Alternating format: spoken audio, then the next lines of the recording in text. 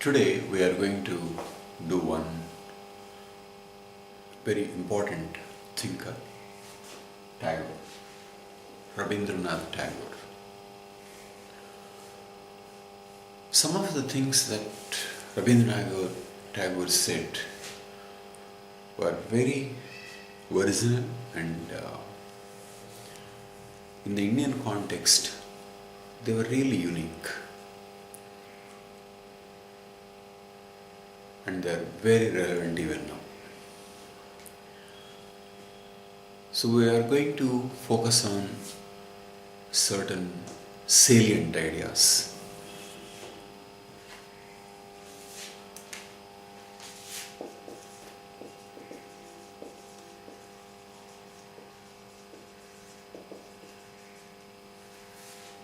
What he said on nationalism and internationalism, that is one. And second is on what he said on education. These two are important contributions. So let us first talk about this nationalism and internationalism.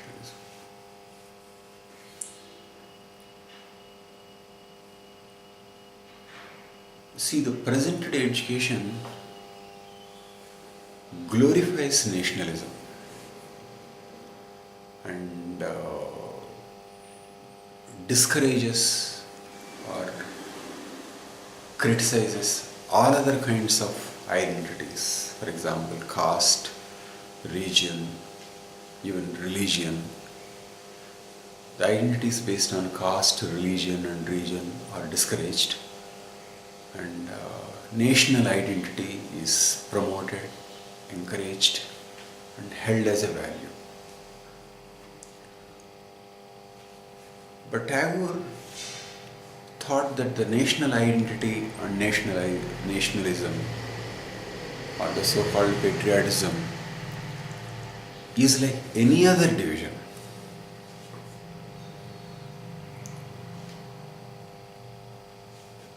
Any other division. For example, take casteism. Most people have the idea that it's not really good, that we should be free from caste, that probably there shouldn't be any caste.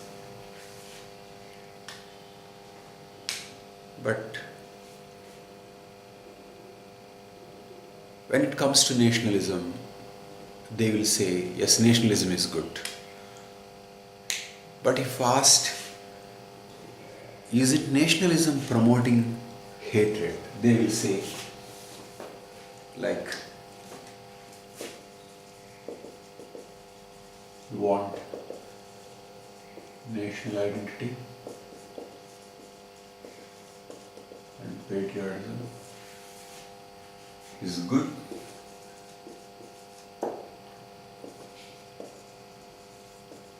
As long as no hatred of other country.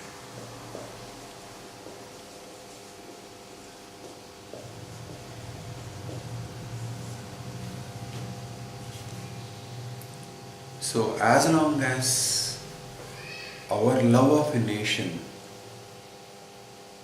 or nationalism, patriotism is not at the expense of other countries, doesn't lead to hate, no envy of other country, then there is nothing wrong with nationalism. In fact, Gandhi held this view. Gandhi said, person should be nationalist first.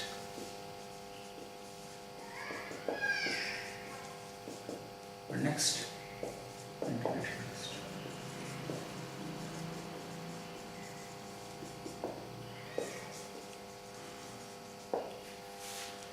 First, one should love one's country, one should work for it, but working is never at the expense of other nations, and then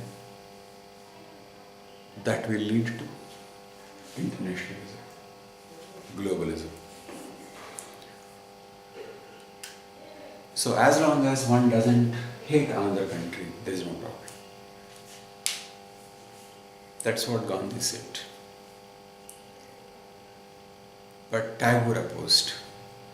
So the way we look at casteism, for example, if somebody says there is nothing wrong with casteism, each one should work for the welfare of the members of one's own caste. And there is nothing wrong with loving one's own caste members as long as that love doesn't mean hatred of other caste, envy of the other caste, working against the other caste. If somebody puts forward such an argument, we will not be impressed. We will say, why caste? Why that identity at all? So that's how Tagore thinks. Tagore thinks, why national identity is so important? So, without any barriers, one can reach the other. There is nothing like good casteism to Tagore, there is nothing like good nationalism. But does it mean that is he against that idea of nation or a territory-based organization? It is not like that. But he is against glorification of this national identity and patriotism. And he thought education should promote sense of oneness, reduce barriers, all kinds of barriers across nations, cultures, religions. So, universal brotherhood.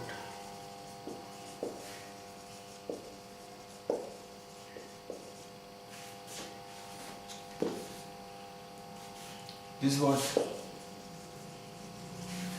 Tagore stood for. He thought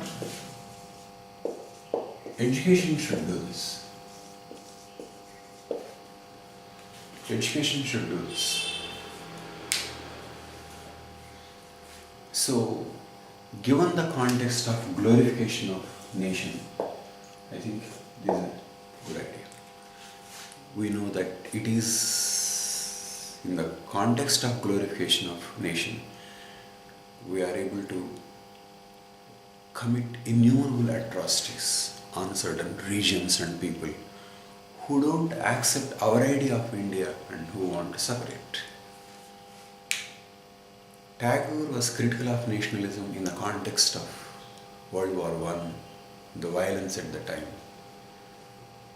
But his ideas are relevant, and because it is with the ideology of nationalism, we are able to inflict, the system is able to inflict violence on many people.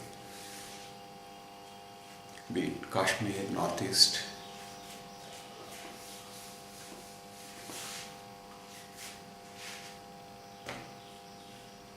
So, there can be a national identity, some kind of a convenient arrangement of a political system without glorifying the identity. And when there is glorification, hatred, envy comes. So there can be an identity, there should be an identity for administrative political purpose, a kind of a political unification. But glorification of this identity and patriotism are not necessary. They are sources of hate and lack of intelligence. That's one. And second, education. Tagore has certain unusual ideas. Tagore focused on enjoyment.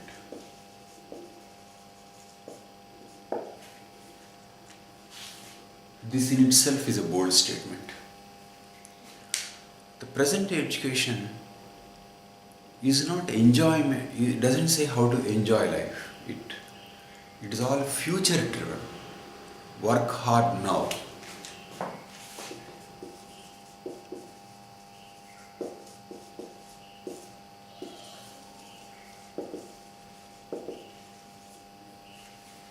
Work hard now, great future later.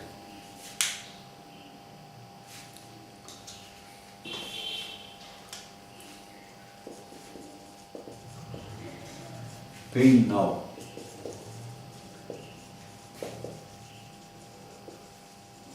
Pleasure tomorrow.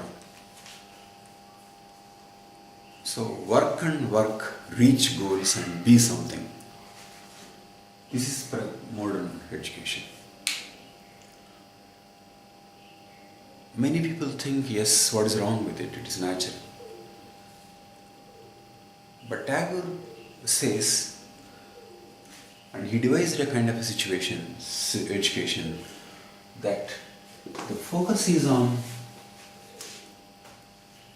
here and now, and enjoy it.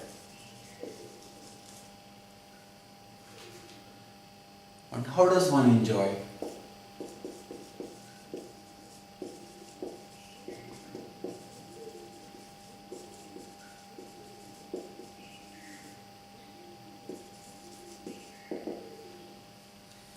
Arts.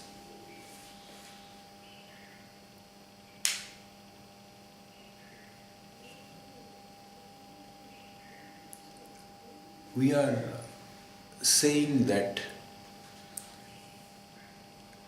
the implication of this is that the education is not postponement of life. Education is teaching of life. Do all these things, be happy, enjoy. And if we know how to spend today, we will know how to spend tomorrow. Whereas the present education is work hard, destroy the present, and one day you have a great future.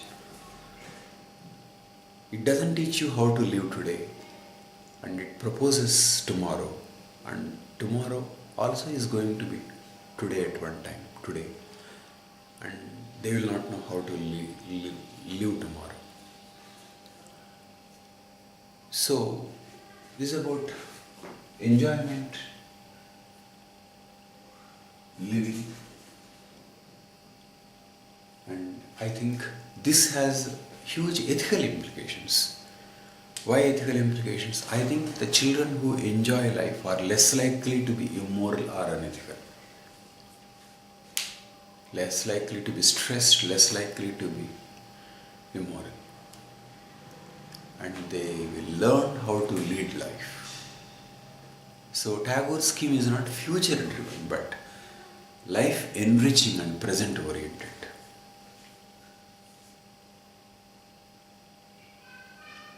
Not you take so much pain now and one day you will have pleasure.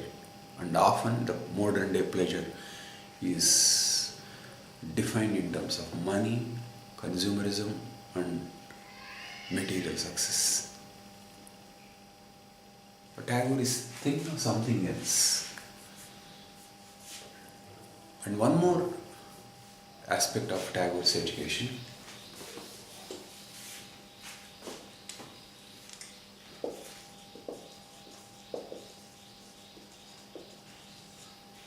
is direct learning. Modern methods of education are not really direct. See, children study and children are not encouraged to learn things directly. For example, Tagore focused on studying with nature, with gardening, planting, and even classes under the trees. And class timings, season specific, flexible timings, merging with the nature. And that is a way to learn. But probably if there are more number of students, there may be some difficulty. But the Tagore is making a point that one should learn directly from nature. And not only from nature, take for example language. From people's speech. Students should learn grammar from the way the language is used and may innovate.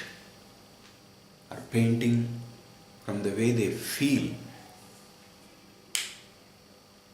But modern thing is, for example, to teach painting, painting will be divided into certain units. Level 1, level 2, level 3, and then the practice. Modern education is like that. Whereas Tagore education is direct, holistic, and then more refinement to it after this. So, this again is part of his philosophy that don't destroy the present to seek some future, but learn to live in the present. And if you learn how to live in the present, you will also learn how to live later, the so-called future. So, directness of learning from nature, yes. Holistic learning. Whereas in modern education, we do it part by part. 6th class is useful for 7th, 7th useful for 8th, 8th useful for 9th. Divide it, parts connected.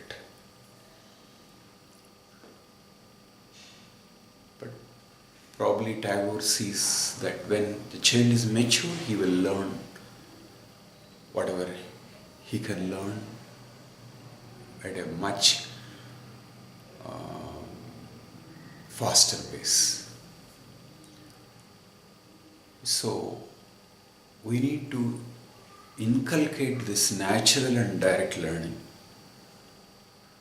and we need to inculcate the idea of how a day is spent and whether he learned how to spend a day. I think these are important for educational